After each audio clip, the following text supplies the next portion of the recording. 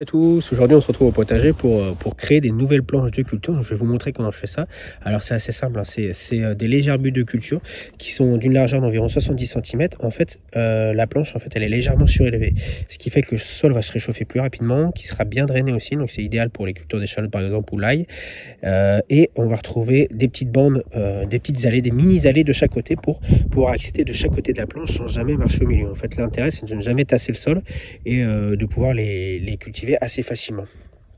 Donc voilà, ici j'ai d'autres planches de culture. Ici on va retrouver de la moutarde, là on a de l'ail. Et donc la zone que je veux créer aujourd'hui, c'est ici. Donc j'avais une grande surface plane où je cultivais pas mal de légumes. Et voilà, c'était pas évident pour traverser, il n'y avait pas d'allée. Voilà, je tassais assez régulièrement le sol. Donc je vais faire le même principe, je vais créer des planches de culture. Donc ce qu'on va faire pour commencer, c'est que voilà, il va y avoir deux planches de culture. Au milieu ici on va faire une bande uniquement réservée pour les fleurs, donc à côté de la bassine. Et ici on a la sauge. Donc on va faire des planches d'environ 70 cm. Alors j'ai pris un morceau de bambou pour faire la largeur. Ce qu'on va commencer par faire, c'est qu'on va retirer le paillage. Donc voilà, là j'ai vraiment dépaillé toute la partie qui était ici. Donc j'ai posé la paille sur le côté. Ici donc on a le sol et je vais utiliser mon bâton qui me sert à avoir la largeur de la planche de culture que je veux faire. Donc c'est environ 70 cm. Et ce qu'on va faire, c'est que au niveau de l'allée qui va être ici, donc l'allée, on va avoir une allée d'environ une vingtaine de centimètres. On va récupérer la terre qu'on va mettre sur cette partie-là, qui va nous permettre de la surélever légèrement. Donc voilà, là je commence à ratisser un petit peu. Donc j'ai récupéré la terre qui était au niveau de l'allée. Vous voyez là, c'est légèrement buté là-bas, mais voilà, en égalisant avec le râteau, on va obtenir ceci. Donc voilà, je vais refaire toute la planche, je vais toute la terminer, tout bien légaliser. Puis ensuite, on pourra s'attaquer à la deuxième planche juste à côté.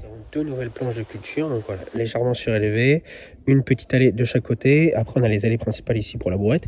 Et là, c'est juste des petites allées pour pouvoir semer et récolter.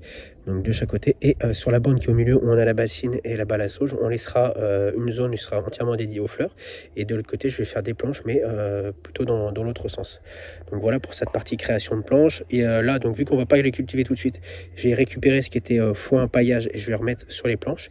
Et comme ça, on n'aura plus qu'à attendre les prochaines cultures. On peut aussi, si jamais vous les cultivez, là on est au mois de fin février, début mars. Donc si vous voulez cultiver vos planches que pour l'été, on peut également utiliser un engrais vert en couvert en attendant les plantations d'été. Voilà, je viens de terminer le paillage des deux planches de culture, donc ça va me faire vraiment un bel espace de culture sur lesquels je pourrais travailler facilement. Ici dans les deux allées, soit je vais compléter avec du broyat comme j'ai ici dans les allées, voilà, éventuellement du foin, une bonne épaisseur de foin pour pas que les adventices repoussent. Et donc voilà, j'aurai accès des deux côtés, de chaque côté de la planche, ça sera facile pour travailler. Ici vraiment une bonne zone de fleurs pour attirer tous les pollinisateurs, voilà, et favoriser la biodiversité. Ici on a une petite bassine, un petit tas de bois, voilà, et de la sauge, ça fait vraiment ça complète vraiment le potager. Et maintenant on va attendre, voilà, on va laisser pailler jusqu'aux prochaines cultures. Donc, voilà, j'espère que ça vous aidera si jamais vous voulez faire ce style de planche de culture dans votre potager. Et n'hésitez pas à tester différentes choses, hein. Voilà, on a là-bas j'ai des carrés potagers, on a les planches de culture, on a la serre, on a des cultures en carré, voilà, il y a un petit peu de tout, et ce qui permet de diversifier et d'essayer différentes techniques.